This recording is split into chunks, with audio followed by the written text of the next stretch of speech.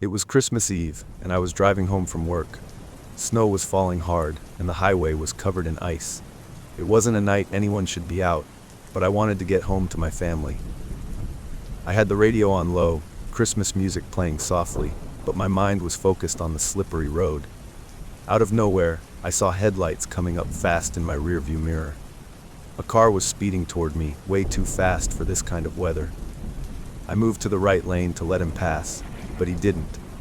Instead, he slowed down and stayed behind me. I figured he'd go around me eventually, but he didn't. Instead, he got closer, too close.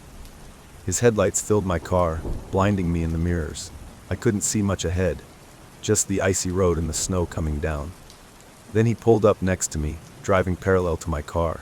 I glanced over, but I couldn't see the driver through the snow and dark windows. My heart started pounding. Was he just being a jerk, or was something worse going on? I tried to focus on driving. The ice made it impossible to go fast, but he didn't seem to care. He sped up, then cut in front of me, almost clipping my car. I slammed on the brakes, but my tires slid a little before catching. "All right," I muttered, trying to calm myself. "Just keep driving. Don't let him get to you." But he wasn't done. He slowed down until I had to pass him, then sped up again to stay right next to me. The way he kept pacing me, it was like he was toying with me. I grabbed my phone and dialed 911. My hands were shaking as I held the wheel. "911, what's your emergency?" the operator asked. "I'm being harassed on the highway," I said, my voice trembling. "There's a car following me, cutting me off and driving dangerously close. I'm on I-90, heading west." "Can you describe the vehicle?" "It's a black sedan. I can't see the plates. He's too close or too far away." The operator asked more questions, but I kept my answers short. I needed to focus on the road. "Unfortunately, we don't have a patrol nearby," she said. "Stay calm and try to find a safe place to pull over." "There's no gas station for miles," I snapped. "I can't just stop on the side of the highway in this weather." "I understand, sir. Keep driving and stay on the line."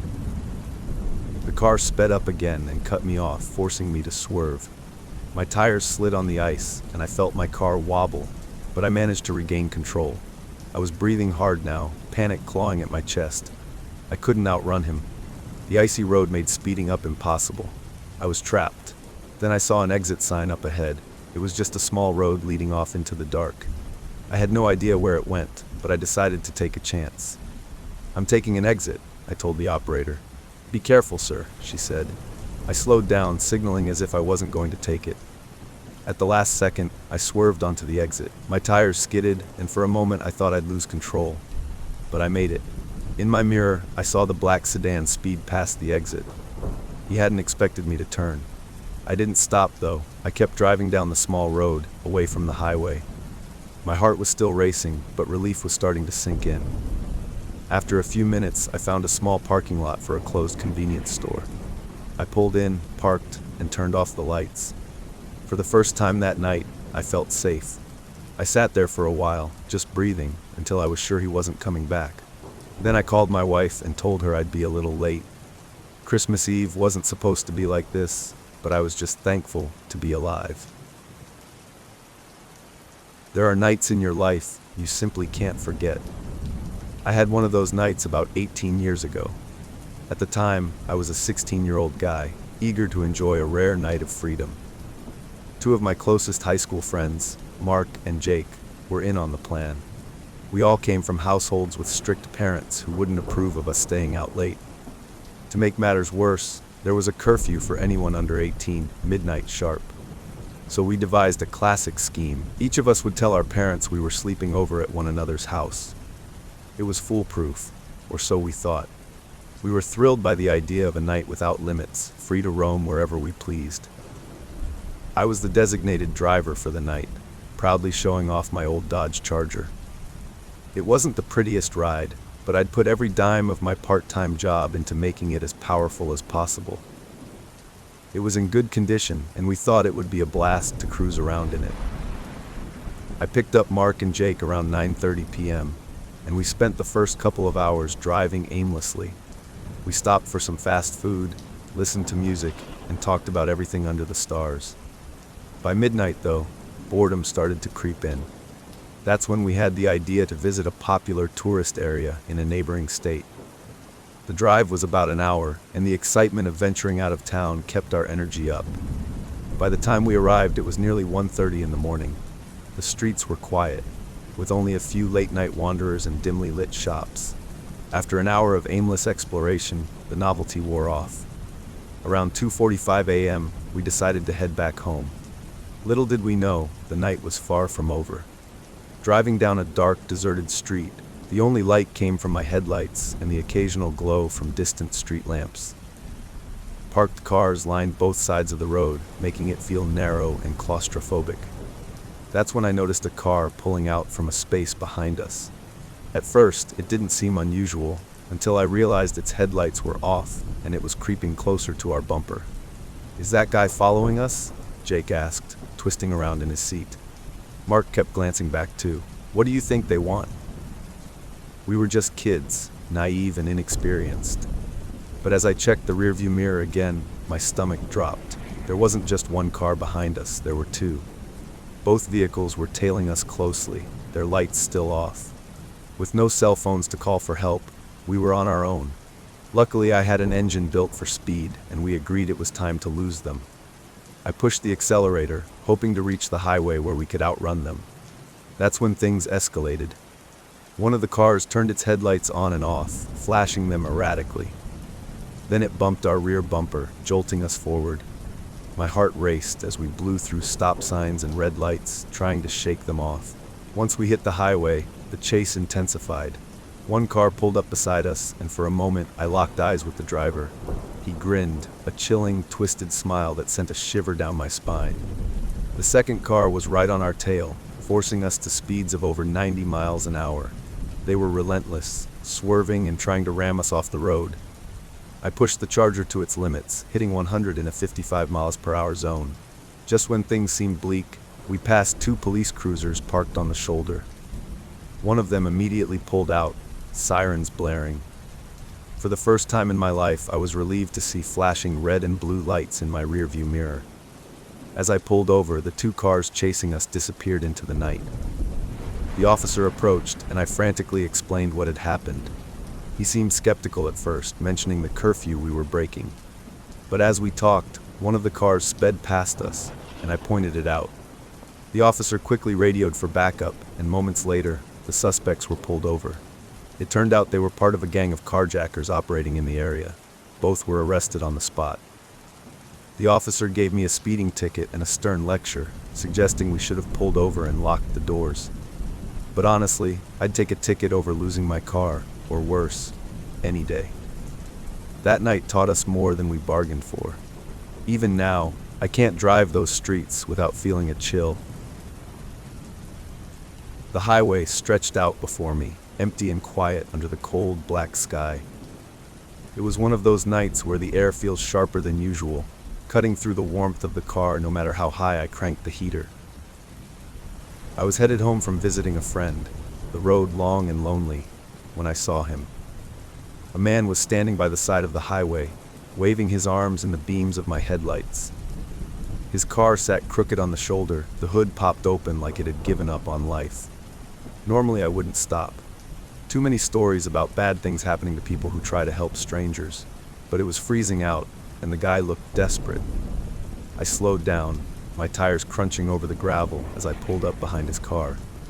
Rolling down my window, I called out, "Hey, everything okay?" "Not really," the man said, walking toward me. He was tall, with a thin frame and a face that looked like it hadn't smiled in years. His hands were shoved into the pockets of a tattered coat, and his breath came out in clouds. "Car won't start. I think the battery's dead." I nodded, glancing at his car. It was an old sedan, nothing fancy. "I've got jumper cables," I said. "Let's give it a try." He nodded without saying anything, just stepped back and let me work. I pulled the cables out of my trunk, hooked them up, and tried to jump his car. Nothing. We tried again. Still nothing. The man scratched his head, his eyes darting around like he was looking for something or someone. "Guess I'm out of luck," he muttered. I felt a pang of guilt. It was too cold to leave him out here. "Look," I said, "there's a gas station about 15 miles up the road. They've got a mechanic there. I can give you a ride." For a moment, he didn't say anything, just stared at me with those cold, dark eyes. Then he nodded slowly. "Yeah, thanks." We climbed into my car, and I couldn't help but feel the air grow heavier. The man didn't say much as we drove, just sat there with his hands in his lap, staring straight ahead. I tried to make conversation, but his answers were short, almost distracted. Something about him felt off. His clothes were dirty, his nails grimy, but it wasn't just that. There was something in the way he carried himself, like he was too calm for someone stranded in the middle of nowhere on a freezing night. Then I noticed something that made my stomach drop. His car keys. They were still in his hand, dangling from his fingers. But they didn't match the car I'd just tried to jump. His keys had the logo of a luxury brand on them. The kind of car that costs more than my yearly salary. There was no way they belonged to that beat-up sedan on the side of the road.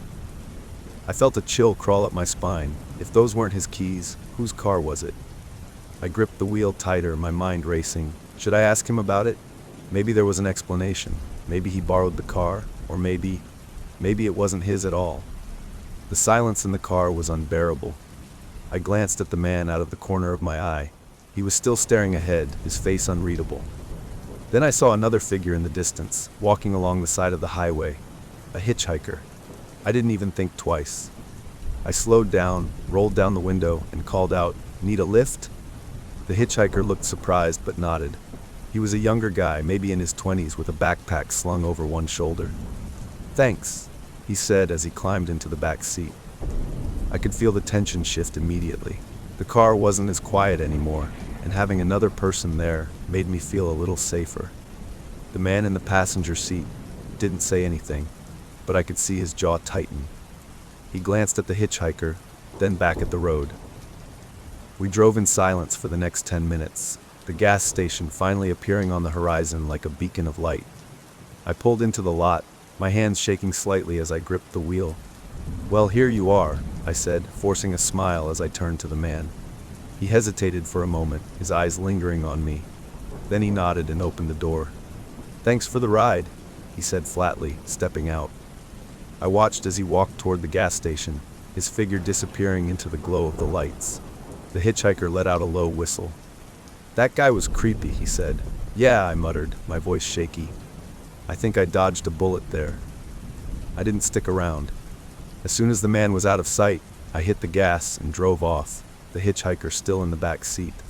For the rest of the drive, I couldn't shake the image of those keys. Whose car had I stopped for? And what would have happened if I'd been alone with him any longer? I didn't want to find out. I had been driving for hours, the highway stretching ahead of me in a straight, endless line. The desert around me was bathed in the orange glow of the setting sun, and the world felt still, peaceful. I was on my way to a business meeting, trying to make good time by driving through the night. It seemed like a good idea at first.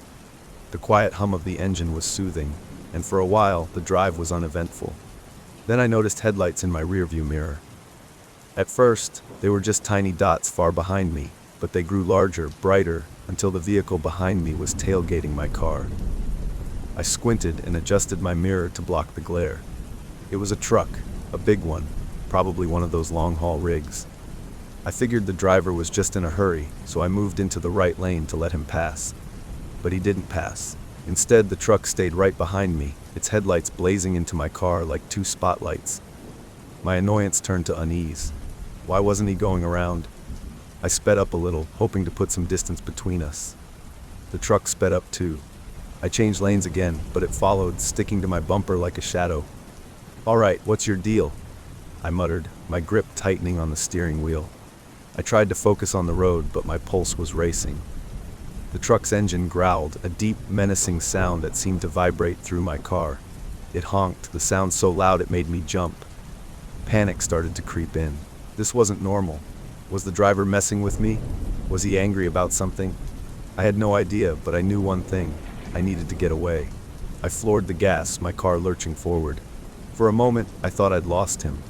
The highway ahead was empty, nothing but darkness and the faint glow of the moon. Then, in the rearview mirror, the headlights reappeared. "No," I whispered, my chest tightening. The truck was gaining on me, its massive grille filling my mirror. It honked again, the sound like a roar, and I could feel the weight of its presence bearing down on me. I looked around, desperate for an escape. The highway stretched on forever, no exits in sight, no other cars, just me and the truck. But then, up ahead, I saw it. A flash of red and blue lights. A patrol car was parked on the side of the road, its lights swirling in the dark. Relief flooded through me. I didn't think twice. I swerved toward the shoulder, my tires skidding as I pulled over near the patrol car. The truck behind me blared its horn, but it didn't stop. It roared past me, its engine screaming as it barreled down the highway. I jumped out of my car, waving my arms to get the officer's attention. "Help! That truck was chasing me!" I shouted, my voice shaky. The officer nodded, already moving. He jumped into his patrol car, the sirens wailing as he sped off after the truck.